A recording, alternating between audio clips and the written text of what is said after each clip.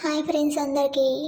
నువ్వు ఎంత ఏడిపించినా, నువ్వు తన్నినా, కొట్టినా, తిట్టినా సరే నిన్ను వదిలిపోవడం లేదు అంటే తాను నిన్ను వదిలిపోలేక కాదు, తాను వెళ్ళిపోతే నువ్వు ఎక్కడ ఒంటరివాడివి అవుతావు అని. నీ మీద ఉన్న ప్రేమ నువ్వు మారతావని తనకి నమ్మకం. భార్యను అర్థం చేసుకోండి చాలు, జీవితం చాలా బాగుంటుంది.